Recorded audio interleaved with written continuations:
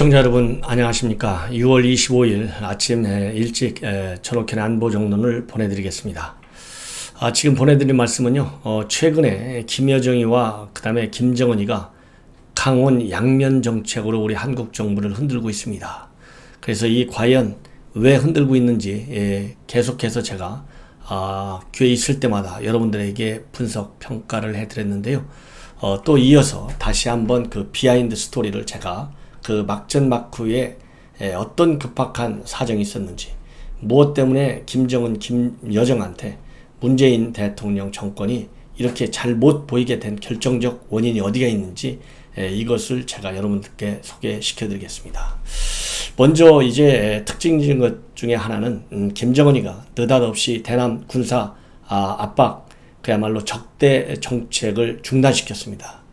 그렇기 때문에 지금 확성기도 전부 다 철거가 됐고요. 이제 남은 것은 북한이 계속해서 위협해왔던 대남 삐라 1200만 장 그리고 3000개의 풍선, 이거를 실제로 날릴 것이냐 안 날릴 것이냐가 이제 관심사항 중에 하나인데, 일단 현 상황에서는 날리지 않을 것이다 라고 하는 것이 저의 판단입니다. 왜냐하면 누가 이러한 지시를 했냐면 김정은이가 했어요. 그야말로 평양에서는 김정은이 말을 거역할 사람이 아무도 없습니다. 그래서 김여정이도 꼼짝 못하게 돼 있어요. 그래서 김여정이가 총참모부한테 위임을 한 것 중에 하나가 대남 전단과 풍선 삐란데, 당연히 김정은이가 지시를 했기 때문에 모든 일체의 대남 적대 조치들 전부 중단된다고 봐야 된다. 그런 의미에서 일각에서는 1200만 장 3000개 이거 뿌릴지도 모른다 이런 전망이 있지만, 저로서는 김정은이가 별도의 담화를 발표하지 않는 한, 또 김여정이가 김정은이의 지시를 받아서 별도의 조치를 받았다고 밝히지 않는 한 이 전단 1200만 장 풍선 3000개 날라오지 않는다, 이렇게 보시면 될 것 같고요. 그런데 문제는 과연 이 1200만 장, 지금 북한에서는 이 종이도 없잖아요. 이 교과서도 못 만든다고 하는 판국인데, 과연 1200만 장의 전단을 정말 인쇄를 다 했을 것이냐.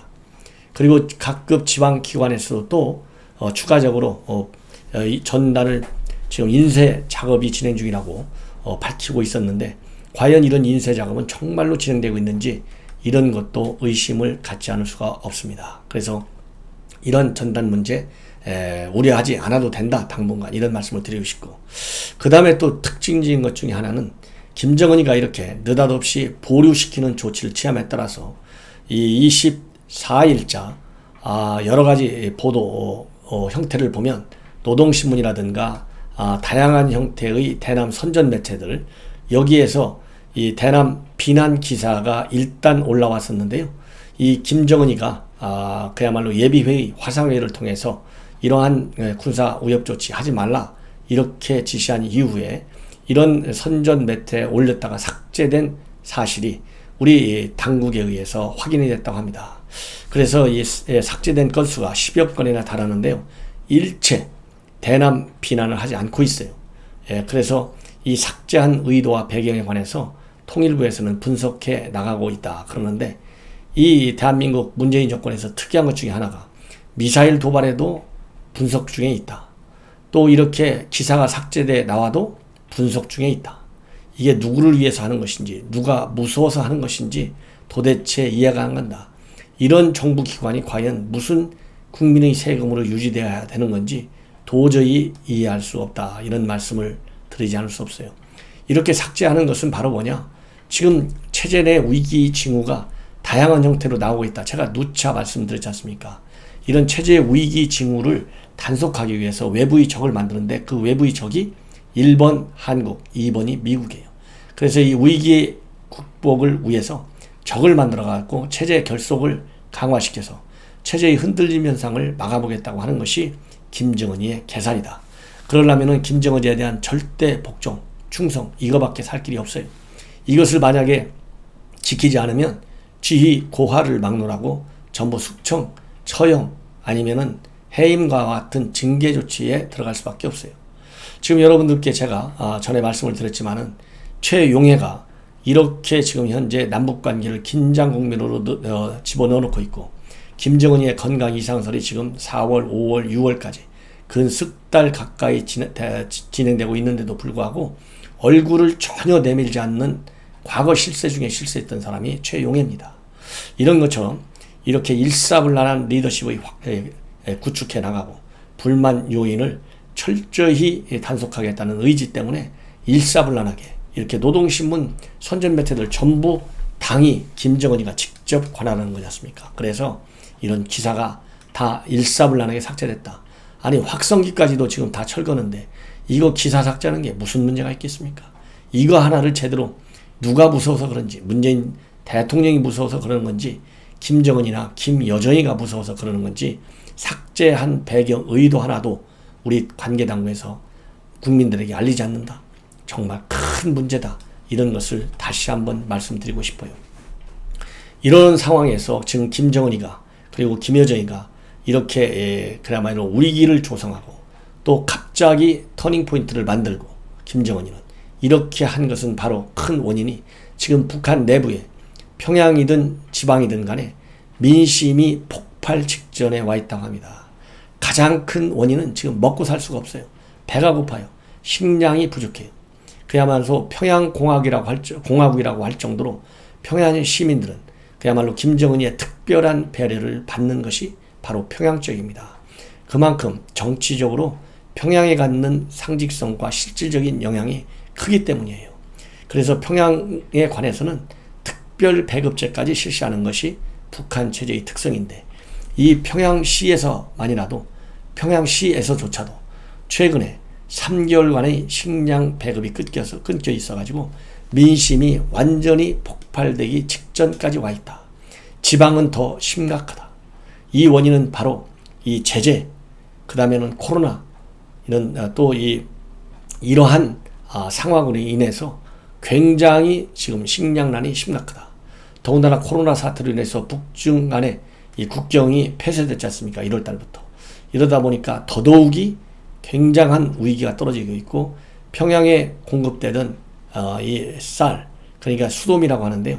재고가 떨어져 가지고 그야말로 3개월간 지난 4월부터 공급이 중단될 정도의 심각한 상황에 빠져 있다고 합니다. 그래서 소식통에 의하면 북한 당국에서는 최근에 식량 수입을 최우선 과제로 정해놓고 있다고 그래요. 그래서 무역회사들에 대해서는 식량 수입에 최우선을 두고 최중점을 두고 활동을 해라. 이러한 방침이 전달이 되고 있다고 합니다. 그래서 이 북한 주민들 사이에서는 핵을 만들면 뭐하냐?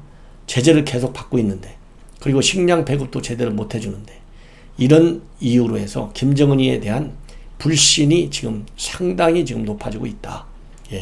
이런 상황 때문에 지난 7일 날 노동당 정치국 회의가 열렸는데 매우 이례적으로 가장 큰 주제가 평양 시민 생활 보장을 위한 당면한 문제를 논의해가지고 평양 경제난을 집중적으로 토의해서 김정은이가 평양 경제난에 상당한 관심을 갖고 있으니 불만을 함부로 터뜨리지 말아라.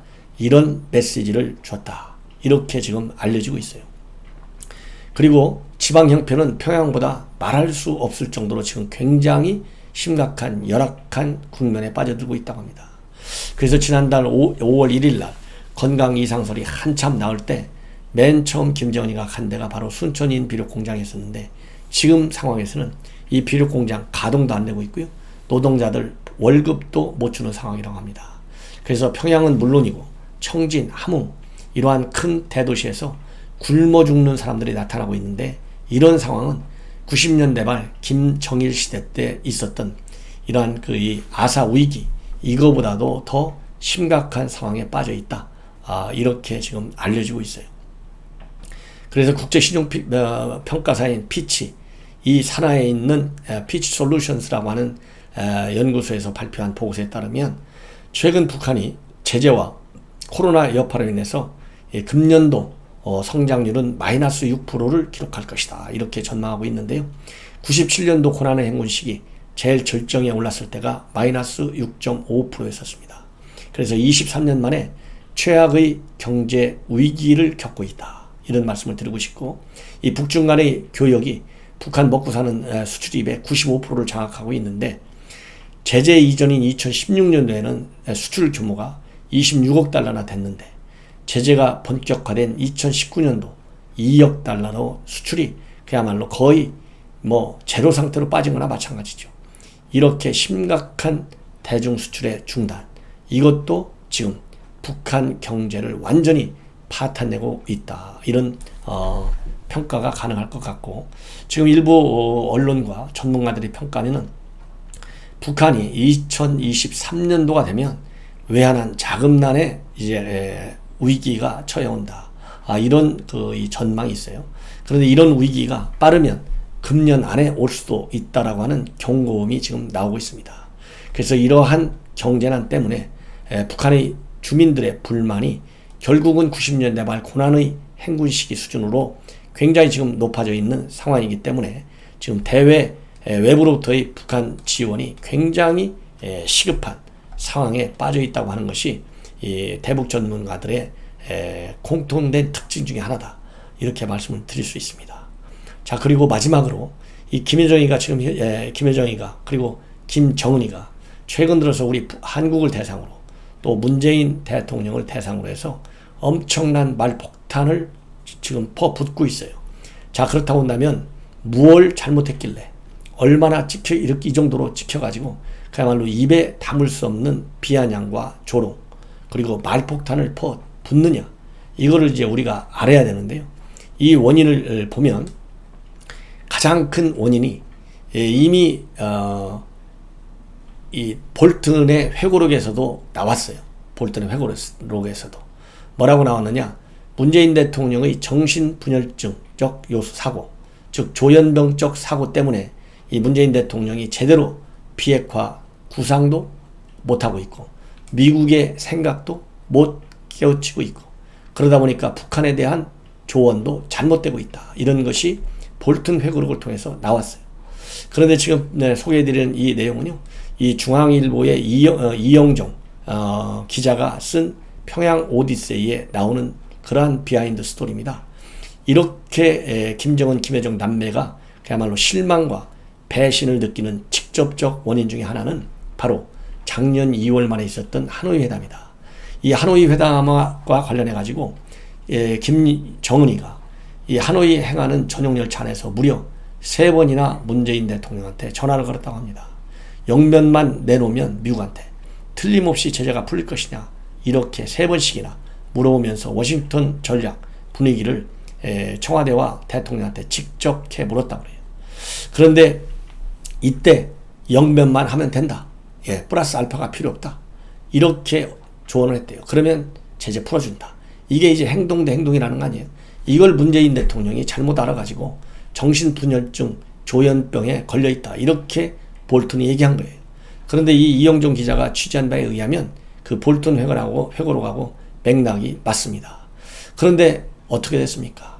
하노이 회담 오로지 영변 내가 내줄 테니까 아주 핵심적인 대북 경제 제재 대여섯 개 좀 풀어달라, 이렇게 해가지고 망신당하고 빈손으로 왔잖아요. 바로 이것 때문에 결정적으로 김정은과 김여정이가 문재인 대통령한테 배신당했다, 이렇게 느끼기 시작했다고 합니다.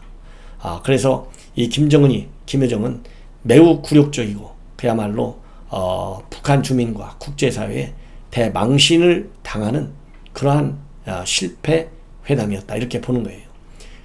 이런 게 이제 하나 있어요. 그래서 이 문재인 대통령한테 작년에, 그러니까 최고위의 인민에 나와서 김정은이가 오지랖 넓은 중재자다 이러면서 강하게 비판을 했고, 작년 6월에 판문점 남북미 회동 때도 문재인에 대해서는, 대통령에 대해서는 냉탕과 온탕을 오고 갔는데, 트럼프 만날 때는 굉장히 반색을 하면서도 문재인 대통령한테는 상당히 못마땅한 표정, 미덥지 못하다, 이런 시그널을 연신 보냈다.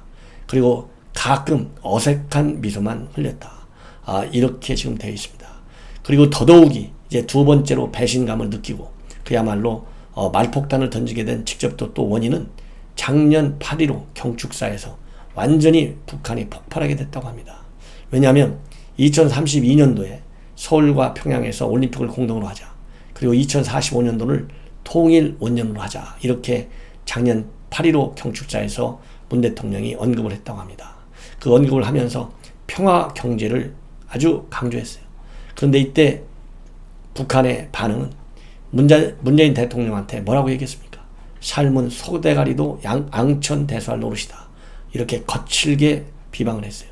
그리고 이때 서울과 평양 한 라인이 불통이 되기 시작했고, 북측에서는 남조선 당국과 마주 앉을 생각이 없다. 이런 말이 작년 8.15 때부터 나왔다고 합니다. 자, 그렇다고 한다면 북한이 이렇게 작년 이렇게 엄청나게 비난하고 있는데, 비난하면서 저지른 잘못에 대한 반성과 사죄를 계속 요구하고 있었다. 이것이 이제 우리가 꼭 짚어야 할 특이한 상황인데, 그렇다고 한다면 저지른 잘못이 도대체 뭐냐? 그 내막이 뭐냐? 얼마나 많은 잘못을 저질렀느냐? 이건데, 앞에서 말씀드린 대로 하노이 노딜 실패 회담에 대한 책임, 문재인 대통령과 참모에 있다고 하는 것이 북한 당국의 확고한 인식이라고 합니다. 그래서 해외에서 만난 북측 인사들도 최고 존엄, 즉 김정은이가 바로 문재인 대통령에 대한 신뢰는 했었지만은 문재인 대통령에 대한 신뢰 때문에 결국은 김정은이가 망신을 당한 데 대해서 아주 돌이킬 수 없을 정도의 큰 불만을 가지고 있다. 이것이 하나고요. 또 하나의 불만은 바로 탁천민. 지금 현재 의전비서관 했는데 그 당시에는 행사비서관 했었죠. 그래서 이 탁현민을 만나면 가만두지 않겠다라는 말을 지금 북측에서는 나오고 있다고 합니다. 이게 통전부 관계자로부터 이런 얘기들이 나온다고 해요. 그래서 이 하노이 협상 타결을 믿고 우리 한국 당국과 탁현민의 조언에 따라서 이 큰 이벤트까지 준비했는데 이게 다 못하게 됐어요. 이러기 때문에 지금 북한이 이런 탁현민에 대한 불만, 문재인 대통령에 대한 배신, 이런 것 때문에 지금 엄청난 군사 위협 적대 조치로 돌아갔다. 이것이 이영종 기자의 분석입니다. 그래서 이제 여기서 중요한 대목은 이 북한이 폭발을 했지 않습니까? 이건 우리 재산인데 이거에 대해서는 반드시 책임을 묻고 그 다음에 배상을 받아야 되겠다. 이런 얘기를 하고 있고요. 그리고 이렇게 북한 문제와 관련해서 이제 우리가 유의해야 될 것은 바로 이제 문재인 정권이 2년밖에 남지 않았기 때문에 많은 외교안보 전문가들 중에서는 이제 막차를 타야 되겠다. 그래서 남은 2년 동안 한 자리 해 먹어야 되겠다. 이러다 보니까 그야말로 문재인 대통령에 대한 제대로 된 조언과 그리고 정책 건의 불가능한 상황이 됐다. 이렇게 평가를 하고 있고요. 이영종 기자는 그래서 현재와 같은 파탄된 남북관계 그리고 김정은 비핵화에 대한 잘못된 판단을 위해서는 이 안보실장, 국정원장, 주요국 대사들 이런 사람들 다 책임이 있는데 그 중에서도 가장 큰 책임을 진 사람은 정상회담 막후를 책임진 정의원 안보실장과 서훈 국가정보원장, 반드시 이러한 저지른 잘못이 뭔지 여기에 대해서 국민 앞에 답을 내놔라. 그리고 반드시 책임을 져야만 한다. 그것이 공복자의 기본 도리다. 이렇게 아주 완곡하게 주장을 하고 있습니다. 그래서 이제 북한에 단 하나의 최고 존엄은 김정은이만 있지만 우리 대한민국에는 5,178만 명의 존엄한 국민이 있다는 결연한 자세가 필요하다. 그래서 북한과의 현안하고 어지러운 판단고는 여기까지면 족하다. 이 판단고라고 하는 것은 스페인의 춤입니다. 이제는 더 이상 김정은이의 장단에 맞춰서 춤출 때가 아니다. 이제는 책임질 사람 책임지고 새롭게 정부 요직에 들어가고 싶은 사람은 대통령의 장단에 맞춰 춤을 추는 그런 사람이 아니다. 제대로 북한을 읽어라. 이렇게 주문을 하고 있어요. 굉장히 좋은 기사인 것으로 보입니다. 그래서 시청자 여러분들께서도 시간이 나시면 꼭 이영중의 평양 오디세이 이것을 한번 읽어볼 것을 제가 권고해 드립니다. 시청자 여러분, 전옥현의 안보정론 계속해서 많이 도와주실 것을 당부드립니다. 감사합니다.